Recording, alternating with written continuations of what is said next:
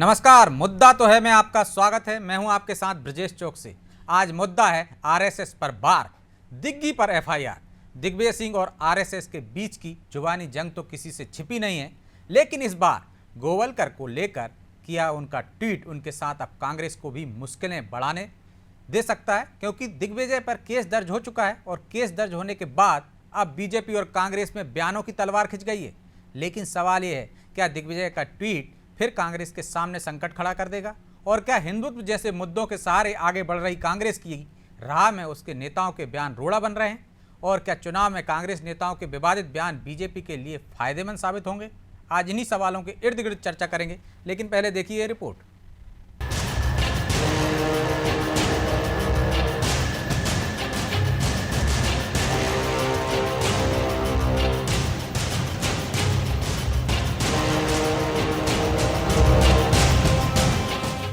दिग्गी के ट्वीट पर विवाद। इंदौर में दिग्विजय के खिलाफ हुई एफआईआर।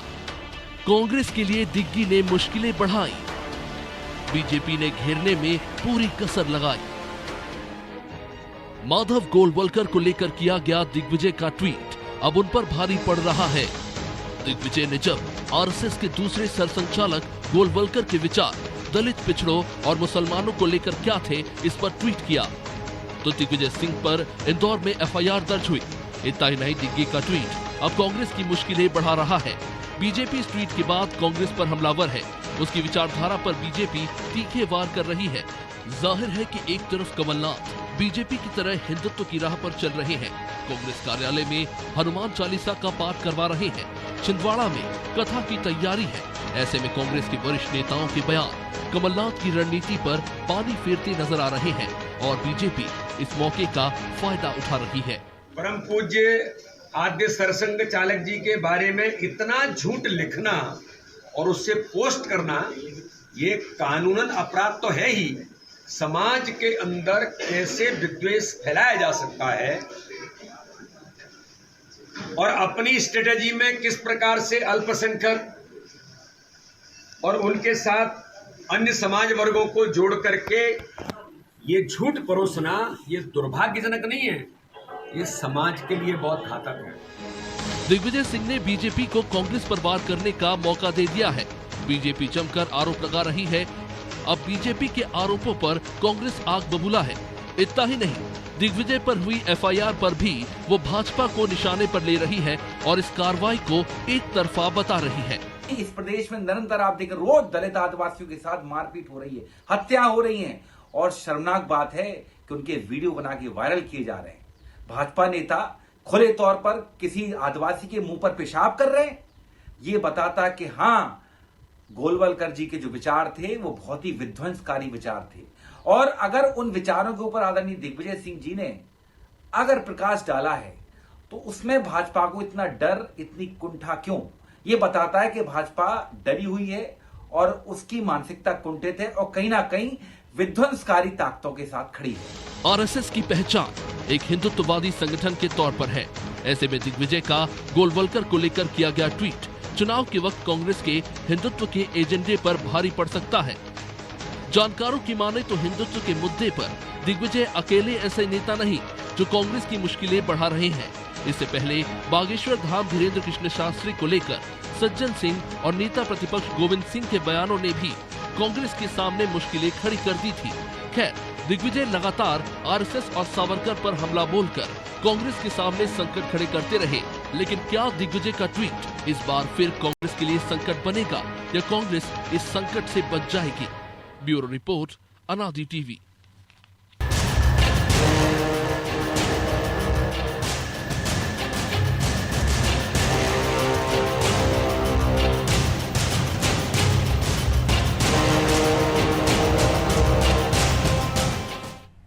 तो इस मुद्दे पर चर्चा के लिए हमारे साथ जुड़ गए हैं विवियन खोंगल, कांग्रेस प्रवक्ता हैं, सुरेंद्र शर्मा बीजेपी नेता हैं और डीके जैन संघ प्रचारक हैं। तीनों मेहमानों का बहुत बहुत स्वागत है। शर्मा जी, शुरुआत आपसे ही करेंगे। दिग्विजय सिंह से इतना डर क्यों कि 24 घंटे में 4 एफआईआर कर दी, 5 भी दर्ज कराने जा रहे हैं आरएसएस के लोग भोपाल में? निश्चित तौर पर आप अगर समाज में विद्वेष फैलाने का काम करेंगे, आप झूठ परोसेंगे, आप नफरत फैलाएंगे तो कानून अपना काम करेगा। आदरणीय दिग्विजय सिंह जी हमेशा ऐसे काम करते हैं जिससे कांग्रेस का नुकसान हो। जब महाभारत में युद्ध चल रहा था तो फिर तो आपको सहानुभूति रखना चाहिए उनके प्रति। 4 FIR ना कराते, एक आदि करा देते। 40 होंगी। आपको शायद अभी उज्जैन की जानकारी है, इंदौर की जानकारी है, राजगढ़ की जानकारी है, भोपाल की जानकारी है। इंदौर में, गुना में, राजगढ़ में और देवास में हो चुकी है। भोपाल में जा रहे हैं कराने। भोपाल में भी होगी, ब्यावरा में भी आवेदन दिया है। आज संसद से मन को पीड़ा होगी क्योंकि दिग्विजय सिंह ने झूठ परोसा है। कहीं का एक फोटो स्वैप ट्वीट कर, अगर उसमें सच्चाई होती तो हम उसको स्वीकार भी लेते। मैं दिग्विजय सिंह को गुरुजी, आपकी आवाज स्लो आ रही है, शायद माइक दूर है आपका। मैं दिग्विजय सिंह जी को गुरुजी समग्र के साथों शर्मा जी, के लिए भेजूंगा। स्लो आवाज आ रही है आपकी। माइक आपसे दूर है क्या? हेलो जी बोलिए। आवाज आ रही है? मैं दिग्विजय सिंह को गुरुजी समग्र खंड के 7 खंड पढ़ने को भेजूंगा। नहीं आ रही सर आपकी आवाज। मैं आपके पास दोबारा लौटता हूं। खोंगल जी, एक के बाद एक 4 FIR हो चुकी हैं, 5 भी होने जा रही है, लेकिन क्या दिग्विजय सिंह के इस तरह के बयान से कांग्रेस को नुकसान होता है, जिस तरह से शर्मा जी भी कह रहे हैं? फिर क्यों देते हैं बयान? क्या कांग्रेस की राह में और कमलनाथ की राह में रोड़ा बन रहे हैं? देखिए, जिस प्रकार से दिग्विजय सिंह जी ने प्रकाश डालकर बात एक्सपोज करने का काम किया है आरएसएस और उसकी विचारधारा को, और समय समय पर वो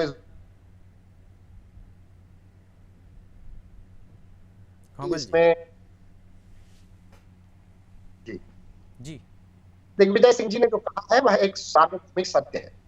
आरएसएस के जो विचार रहे हैं दलितों के, पिछड़ों के, अल्पसंख्यकों के खिलाफ जो 2 बड़ी किताबें श्रीमान गोलवलकर जी की रही हैं, एक चिल्ड्रंस ऑफ द मदरलैंड और we and our nationhood defined, इन 2 किताबों के अंदर जिस प्रकार से उनके विचारों पर आज बहस करने की आवश्यकता है, जिस पर पुनर्विचार करने की आवश्यकता है, वो किसी से छुपी हुई नहीं है। और लगातार जो है दिग्विजय सिंह जी आरएसएस और उसकी आइडियोलॉजी को जो है समय समय पर प्रकाश डालने का कार्य करते हैं। कांग्रेस पार्टी इस बात की तो मांग अवश्य करती है कि अगर इस प्रकार के विचार उनकी अपनी किताबों में आरएसएस के जो पितृ पुरुष माने जाते हैं, फाउंडर मेंबर्स जो रहे हैं, उनके विचारों में अगर इस देश के 80% आबादी यानी पिछड़ा, दलित, आदिवासी और अल्पसंख्यकों से जो मिलकर बनने वाली जो एक बड़ी आबादी है, उसके खिलाफ अगर इनके फाउंडर मेंबर्स ने, इनके पितृ पुरुषों ने अगर किसी प्रकार की दुर्भावना युक्त बातें की हैं, क्योंकि लेकिन बीजेपी तो कह रही है कि आप नफरत फैलाने की राजनीति कर रहे हैं, ऐसी नफरत तुष्टीकरण की राजनीति कर रहे हैं, मुसलमानों को और दलितों को साधने के लिए इस तरह के झूठे बयान दे रहे हैं। सर, मैं तो आपको कुछ किताबों के नाम बता रहा हूँ, उन किताबों की बारीकी से अध्ययन होना चाहिए और उस पर विचार होना चाहिए। नाम सुने या इनको पढ़ा भी है? और आपके जो गुरुजी हैं, जो आपके प्रकांड विद्वान हैं दिग्विजय सिंह, उन्होंने किताबों के सिर्फ नाम कहीं से सुन लिए या इनको पढ़ा भी है, इनका अध्ययन भी किया है? अगर आपने इन किताबों का अध्ययन किया होता तो आपको मालूम होता है ये इस देश के हर एक नागरिक के हित में लिखा गया है। ये देश के प्रत्येक नागरिक के हित चिंतन की बात इन किताबों में लिखी हुई है। बताइए, 5 बड़ी बातें बताइए आपने। ये पुस्तकें भारत के भविष्य आ रहा हूँ जैन साहब, मैं आपके पास आ रहा हूँ, उनकी बात पूरी हो जाने दी। जैन साहब, आप ही के पास आ रहा हूँ। वो कह रहे हैं आपने ये किताबें पढ़ी हैं क्या? अपनी तरफ से मनगढ़ंत इस तरह का लिख दिया, किताबों में ऐसा नहीं है। मैं संयमित भाषा में बात करने का प्रयास कर रहा हूँ, आप बीच में टोक रहे हैं। मैं कोई कटाक्ष टिप्पणी तो कर रहा हूँ। आप झूठ तो मत बोलिए। आप जो बोलना चाह रहे हैं वो सत्य बयान दीजिए ना, झूठ क्यों बोलना चाह रहे हैं? बात कर रहा हूँ। आदरणीय हमारे बड़े भाई शर्मा जी बैठे हुए हैं, उनसे पूछिए जरा हमारे संस्कारों के बारे में। आपसे मुझे ज्ञान लेने की आवश्यकता नहीं है, समझे आप? आपके संस्कार तो आपकी वाणी से झलक रहे हैं। जो किताब आपने पढ़ी नहीं उसकी विवेचना कर रहे हैं आप। जो किताब आपने देखी नहीं उसकी विवेचना कर रहे हैं। इससे बढ़िया जैन साहब जवाब ले लेता हूँ ना। जैन साहब आ जाने दीजिए उनकी बात। क्या खोंगल जी आपने वो किताब पढ़ी है? सर, जिन किताबों के अंदर आपने जो 2 किताबों का उल्लेख किया, पढ़ी है? सुनिए आदरणीय, दिग्विजय सिंह जी ने अपने तमाम बयानों में, मैंने पढ़ी है या नहीं, लेकिन इस बात को आप ध्यान रखिए, मैं दिग्विजय सिंह जी को कोट करके बोल रहा हूँ। दिग्विजय सिंह जी ने आज नहीं, इससे पहले भी अपने तमाम बयानों में इन किताबों का जिक्र किया है। मैं उनको कोट करके बोल रहा हूँ।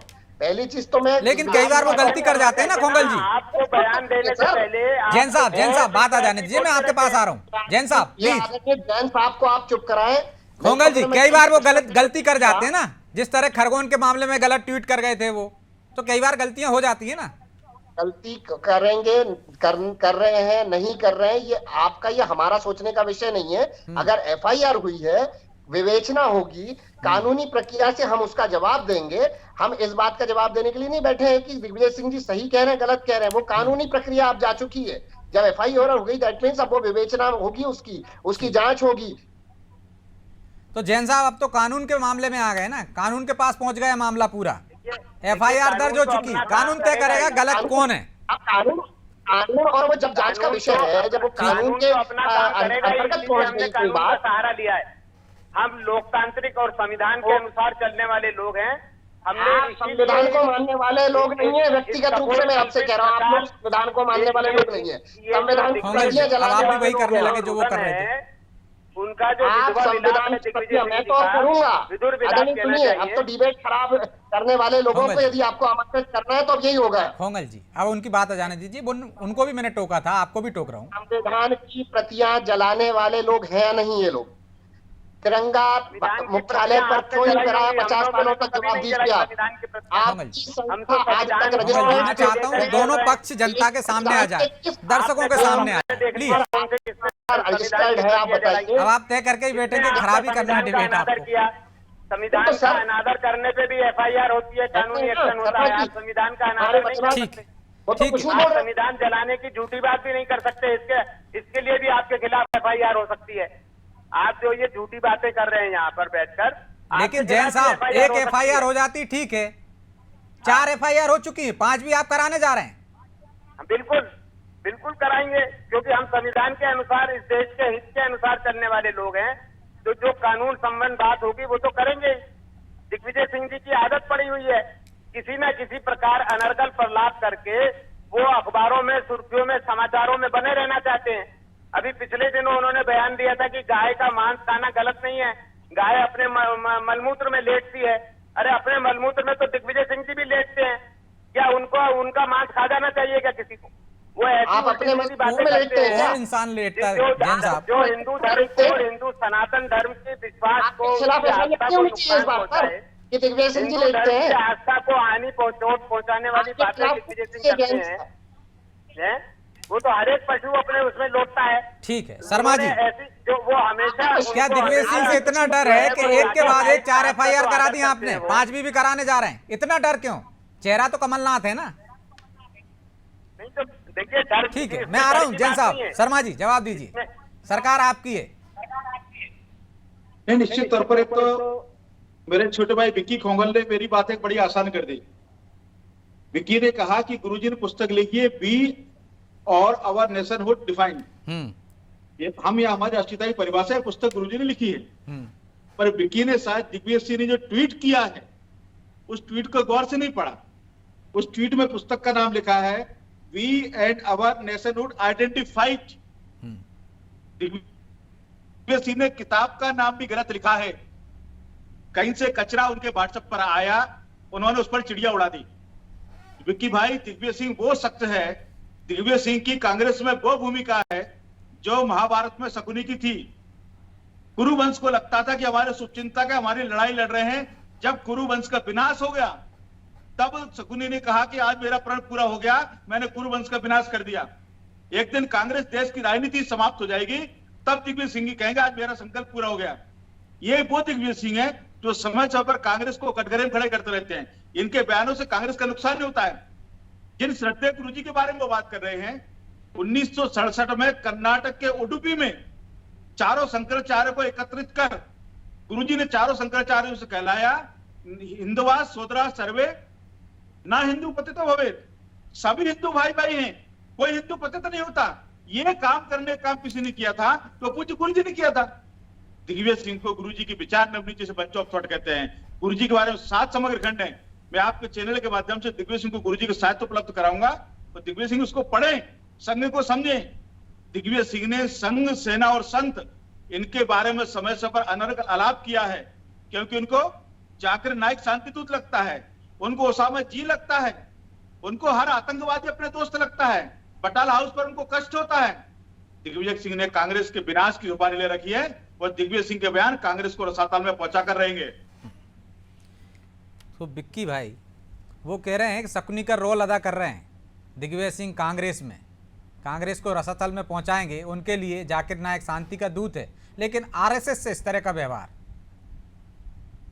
देखिए चौकसे जी, सबसे पहली बात तो ये कि जब इस प्रदेश के अंदर आज आदिवासियों पर जिस प्रकार से अत्याचार और आम जन जिस प्रकार से परेशान है, हमारी कोशिश एज अ कांग्रेसमैन तो ये हमेशा ही रहती है कि हम अपने रेलेवेंट मुद्दों पर और जनता की समस्याओं को एक सजग विपक्ष होने के नाते हम उठाते रहें। बिल्कुल। दिग्विजय सिंह जी यदि कोई ट्वीट करते हैं और या तो भारतीय जनता पार्टी और आरएसएस से जुड़े हुए लोग उनके खिलाफ जो है कानूनी दरवाजा न खटखटाते, उनके खिलाफ एफआईआर न करते।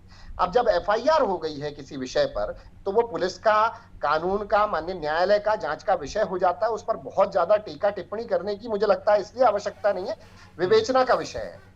तो हम तो आज की स्थिति में, ये हमारी रणनीति है कांग्रेस पार्टी की, ये दिल्ली से लेकर के हमारे शीर्ष नेतृत्व से लेकर स्थानीय नेतृत्व की, कि हम मध्य प्रदेश के अंदर उन तमाम मुद्दों की बात करेंगे और सिर्फ उन मुद्दों की बात करेंगे जो मध्य प्रदेश की 8 करोड़ जनता से सीधे जुड़े हुए मुद्दे हैं।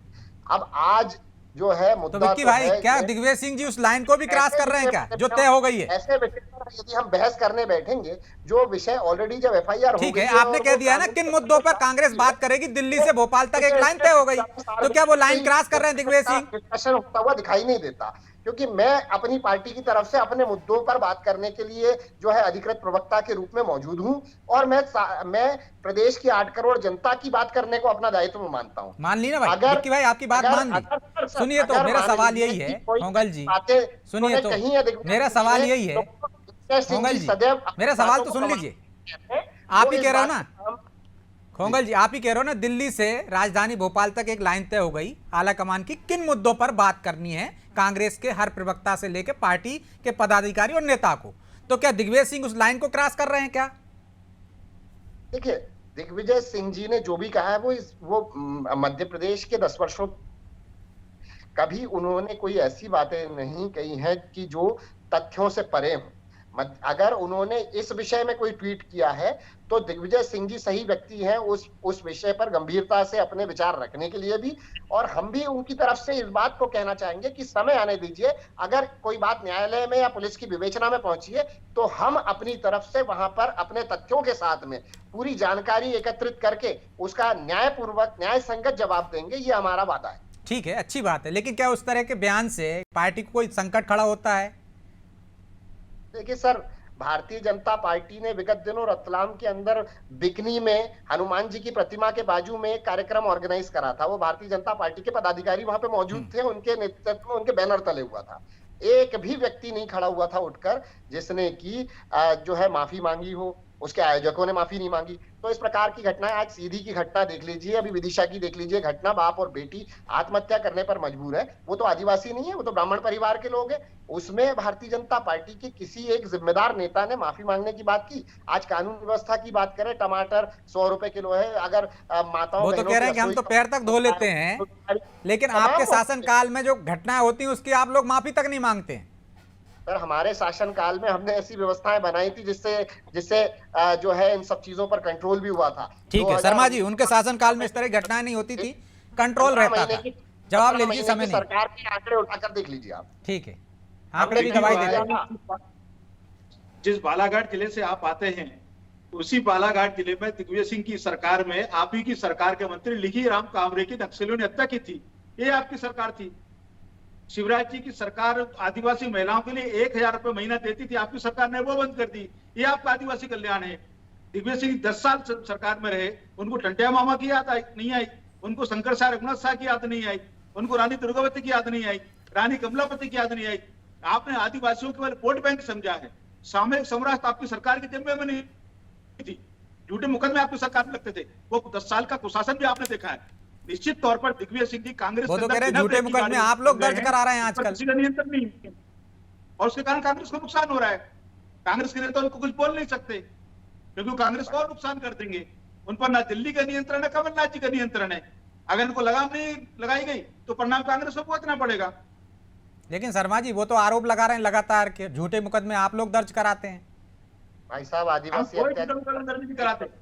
झूठा मुकदमा हमारी सरकार में दर्ज हुए दिग्विजय सिंह की सरकार में होते हैं। मैं जिस जिले से आता हूँ, शिवपुरी जिले में, दिग्विजय सिंह की सरकार में मेरा जो थाना था, इंदार थाना, हरिजन एक्ट में नंबर 1 था। देश में सर्वाधिक झूठे मुकदमे उसमें दर्ज होते थे। ये दिग्विजय सिंह का कुशासन है। आज विवेचना होती है, पूछताछ होती है। ठीक है, विक्की जी कुछ कहना चाह रहे थे आप? मैं आदरणीय शर्मा जी से बड़ी ही विनम्रता पूर्वक यही कहना चाहूंगा कि तमाम आंकड़े तो आप दे रहे हैं, लेकिन इन आंकड़ों के पीछे की सच्चाई बहुत इतर है। अगर आप ही की केंद्र सरकार के जो है एनसीआरबी के डेटा के अनुसार देखा जाए तो मध्य प्रदेश आज हम मुद्दे से इतर भी चले गए हैं और बहरहाल समय भी इजाजत नहीं देता, इसलिए विक्की जी हमें आपको यहीं रोकना पड़ेगा। आप तीनों मेहमानों का बहुत बहुत धन्यवाद चर्चा में शामिल होने के लिए। तो आरएसएस पर वार करते रहे दिग्विजय सिंह, लेकिन इस बार कानून के फंदे में फंसते नजर आ रहे हैं। 4 एफआईआर हो चुकी हैं, 5 भी होने की तैयारी है। हो सकता है ये आंकड़ा और भी बढ़ जाए, लेकिन क्या उनके इस कदम से कि वो कांग्रेस की बनाई हुई एक लाइन से क्रॉस कर रहे हैं, और क्या इससे कांग्रेस को नुकसान होगा, ये तो आने वाला समय बताएगा जब ये मामला और तूल पकड़ेगा। बहरहाल मुद्दा तो है। मैं इतना ही, मुझे दीजिए इजाजत और आप देखते रहिए अनादि टीवी। नमस्कार।